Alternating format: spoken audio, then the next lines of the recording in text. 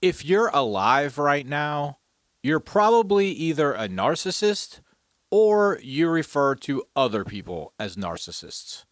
And to be clear, narcissism is defined by Wikipedia as a self-centered personality style characterized as having an excessive preoccupation with oneself and one's own needs, often at the expense of others. Now, personally, I do spend a deal of energy worrying about my own needs.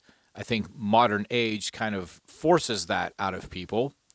But also, I do think I'm sometimes a bit too considerate of others to the detriment of my own needs. This is why people say the road to hell is paved with good intentions.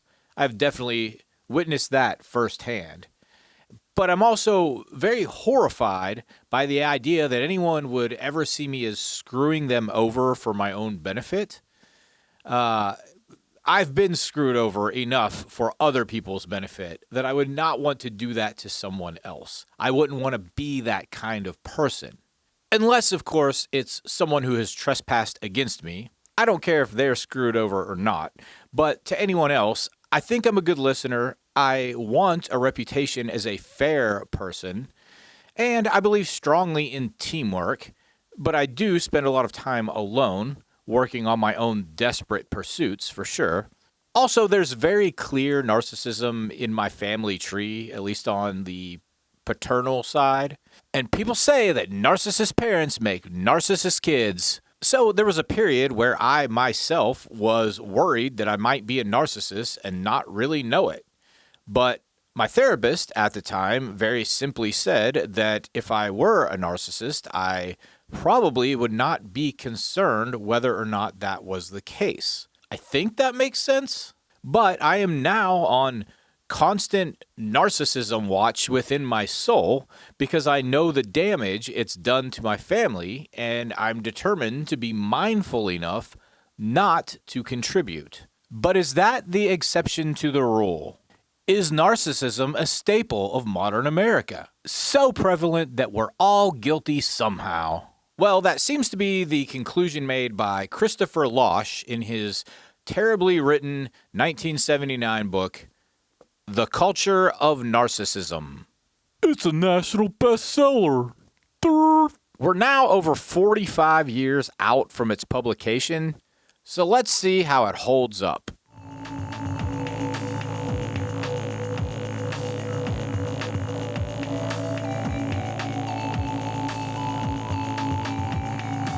The Culture of Narcissism, like I said, was written by Christopher Lasch and published in 1979. Obviously, its primary assertion is not incorrectly that pathological narcissism was, and I guess still is, on a path to normalization in 20th century USA. 21st now.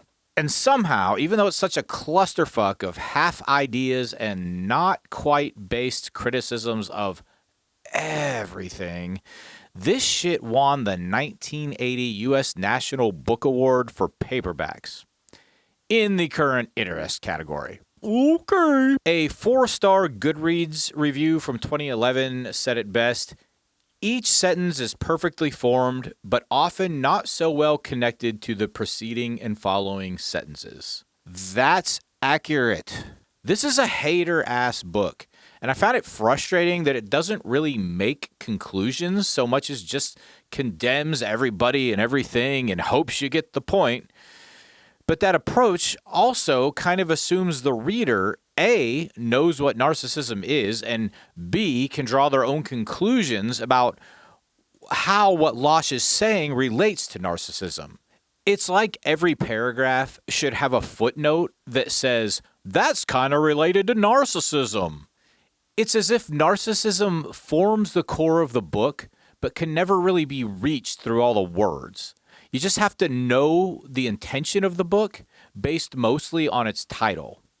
But okay, whatever. This book gets a lot of credit for seeming to reject the left versus right or progressive versus conservative dichotomy, which makes sense since it's basically just taking shots at everybody in the world. Jimmy Carter was a fan of this book, which directly informed and inspired his July 1979 Crisis of Confidence speech. However, Lasch apparently didn't think Carter's messaging was actually aligned with what he was trying to say in The Culture of Narcissism. Where Carter framed modern America as going through a crisis of meaning and purpose, Lasch more explicitly intended to point out an economic system built on mass consumption as the problem. In other words, the problem is in unregulated capitalism itself and not the hearts of Joe and Kitty America. But this is no work of a socialist, and lesser still, a communist. In the broader scope of this book, he also does a lot of finger-wagging at progressivism. For example, he accuses the civil rights movement of having moved away from tangible moral and political goals toward individual psychological validation and the ultimate rise of identity politics. He also pretty much predicts the manosphere, but kind of blames it on feminism in a weird roundabout way. His argument is basically that instead of challenging the patriarchal system and fighting a struggle to bring it down, the post-World War II wave of feminism instead encouraged women to compete within that system. He argues that this essentially transposed traits seen as culturally masculine onto women at large. They become more goal-oriented and emotionally independent, and then poof, there's your manosphere. The girls don't need the boys, so the boys cry about it together on a podcast. Notably, Lasch does not mention traits seen as culturally feminine as being transposed onto the males. And I don't know, maybe that's the solution? Perhaps my problem here is that the so-called both sides that Lasch so completely hates is kind of cut askew. He doesn't really draw a line between left versus right or conservative versus liberal, but more specifically, progressive versus capitalist, if you have not gathered that yet. And as with the line between love and hate, he basically asserts that these things feed off each other. In a nutshell, the raising up of identity is coddled by capitalism for profit. And I definitely don't disagree with that, and we're going to get more into it, but I think he's also kind of throwing the baby out with the bathwater. The end of the line for all of his complaints is a system that exploits identity. And in turn, people focus on identity to feed the system per its design. Now, this does seem true. He does ultimately, though haphazardly, link advertising and the facade of a sheen corporate identity as leading Americans to value appearance over ability. He says, and I quote, "Advertising encourages men as well as women to see the creation of the self as the highest form of creativity." I know it's bad writing, but it's pretty based. He also says, and again I quote, "Labor power takes the form of personality rather than strength or intelligence. Men and women alike have to project an attractive image and to become simultaneously role players and connoisseurs of their own performance." Again, that is based. And in this vein, he blames the educational system for cultivating a commercialized friendliness in an attempt to tamper down general antagonism. Maybe based? He actually backs that up with a quote from sociologist Erich Fromm, which is, "If you do not smile, you are judged lacking in a pleasing personality. And you need a pleasing personality if you want to sell your services, whether as a waitress, a salesman, or a physician." Okay, yeah, that is totally based. So here's the thing then. Yeah, the system does indeed force a person to struggle for a socially ideal identity, and that is maybe more present than ever before with the rise of small screen social media. However, I feel like his repeated attribution of the aforementioned issues with progressive political action to this end is, I'll say, kind of victim blaming. Civil rights and feminism wouldn't even exist if they were not necessary means to changing an oppressive status quo. And perhaps a better read here would be that the system essentially usurped and twisted progressiveness to meet its own capitalist needs. But if Lasch can keep hammering the idea that capitalism poisoned progressivism, why does he kind of give a pass to conservatism? Even in the 1990 afterword that was added to later pressings of The Culture of Narcissism, Lasch mostly just shits on Gnostics and what he calls the New Age movement. He even attacks Robert Anton Wilson by name in that part, and Irving Goffman in an earlier section. And those are my boys, so fuck you, Christopher Lasch. So now in hindsight, it seems like The Culture of Narcissism was right, but maybe for at least some of the wrong reasons. Had Lasch not died in 1994, what would he think of the 2020s? Because it seems like the system that perpetuates narcissism is at its full capabilities these days, but who's behind the wheel? Conservatives? Republicans? People who Lasch basically just gave a free pass to? Look at modern-day conservatism. Money is the highest god, and everyone's stupid but you. Those progressive identity politics never really got that far. Not compared to the regressive identity politics of religion, which is barely even mentioned in the book.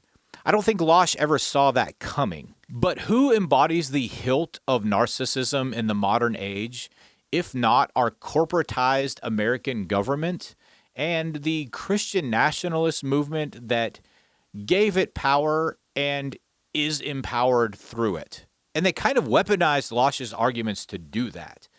They blame the queer, the black, the Hispanic just for existing. They align their own identities with iron-fisted religious dogma using loud, faux moralistic grandstanding to impress the notion that their identity is the one true path, while all others are an affront to God and good taste. This is just a further extension of that commercialized friendliness we were talking about, except now they don't even need the friendliness, depending on the circle they're trying to sell.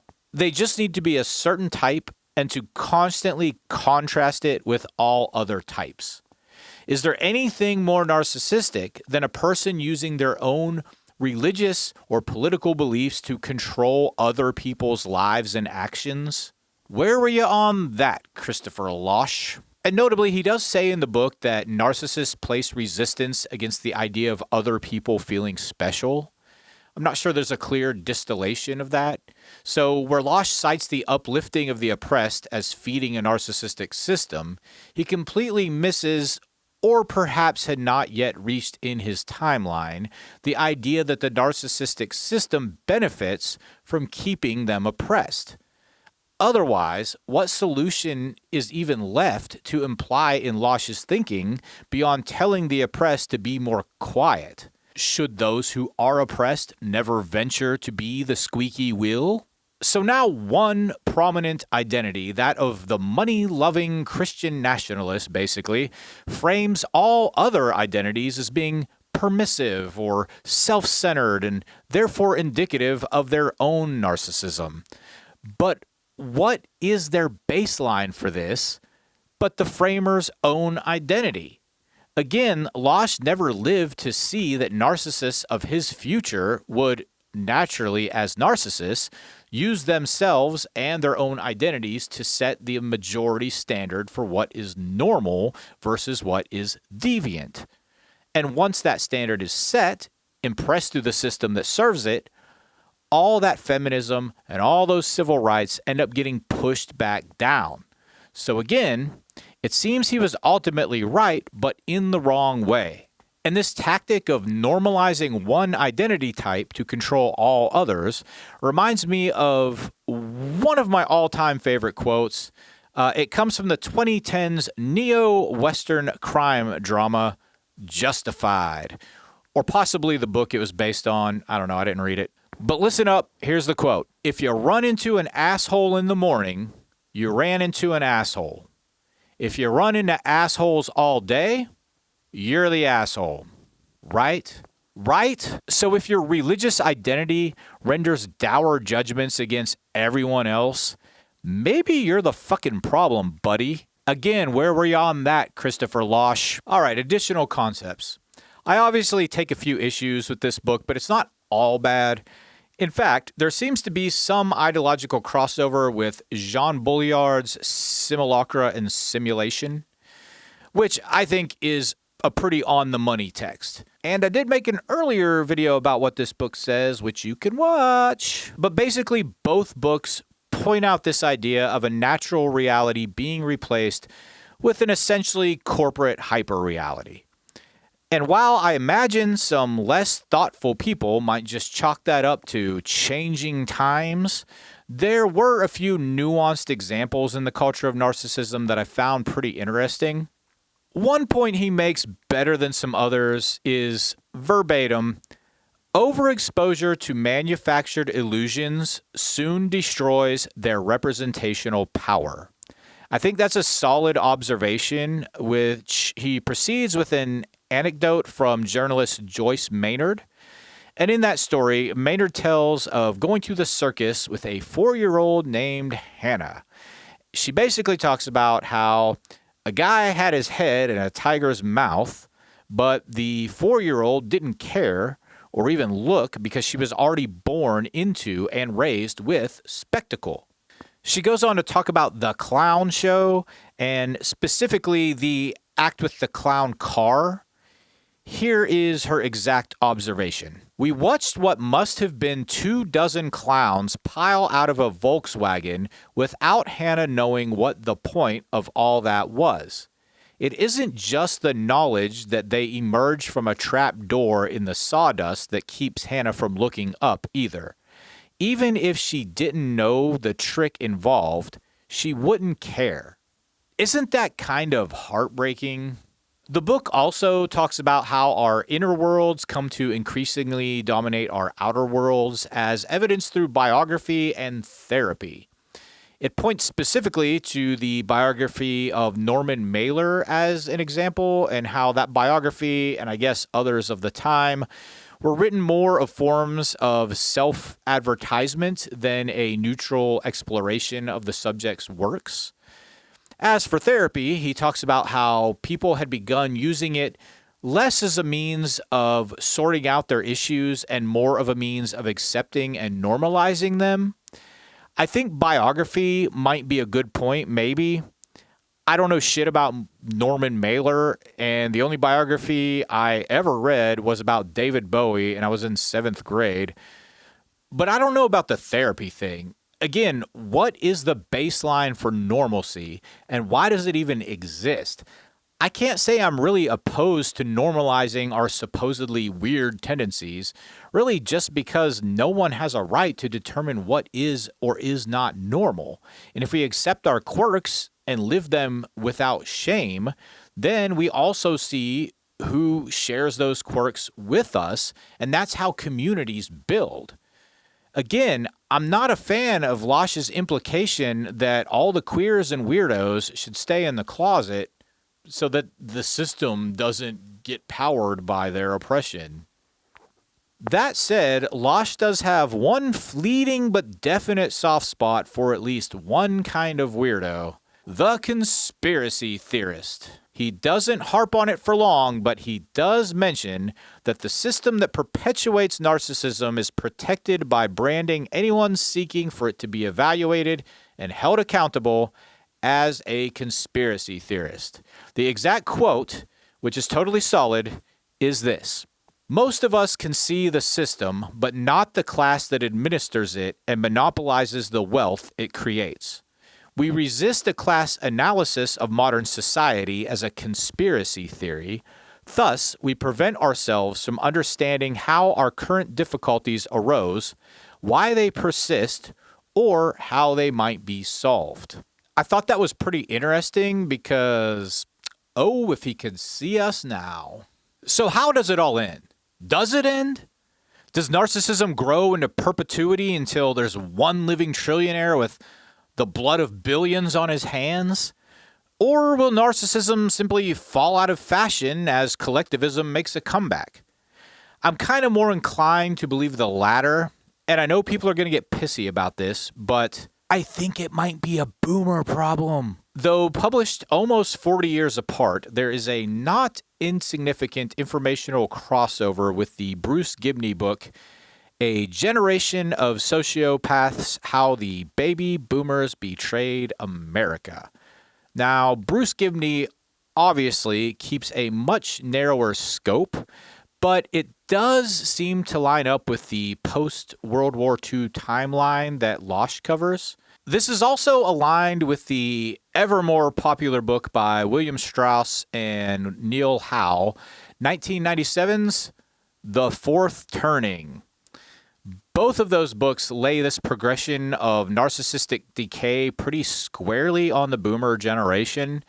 And while neither Gibney nor Lasch provide any real solutions, Strauss and Howe do at least instill a little bit of hope that all this is cyclical and destined to change. If you've read The Fourth Turning, then you know it looks back in time through the lens of 80 to 100-year cycles called saeculums, which are the rough equivalent of a human lifespan.